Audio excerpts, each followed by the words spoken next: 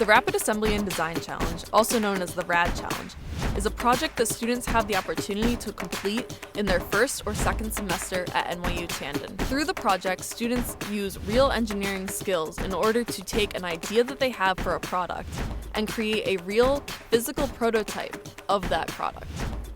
So RAD actually started at the request of a student.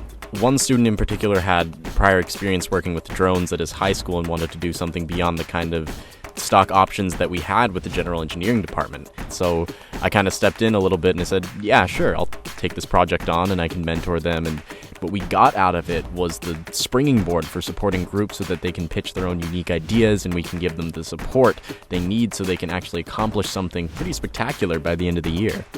And from there, we ran and piloted 5 groups in the spring semester.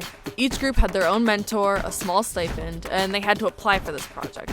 I've seen RAD gain traction as a serious project that students can just dive into and have something reputable to put on their resume at the end of the semester. My RAD project was a holographic digital pet that provides pet caretaking simulation and entertainment for children. At first, it was always just this idea that floated in my head, but by the end of 9 weeks, we had a complete working prototype, and it's quite surprising and amazing to see that happen in just a span of a semester.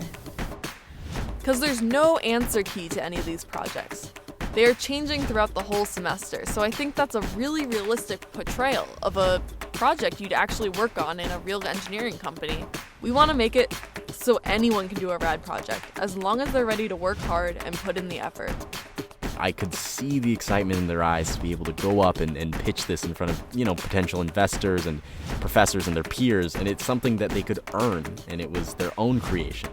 We've had multiple RAD groups go on and win additional funding for their product. We had one group end up selling the device for $10,000. We had a group go to the intervention competition on campus.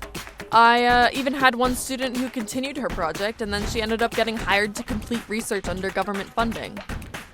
Our recitation professor and mentor really helped me to learn how to present better.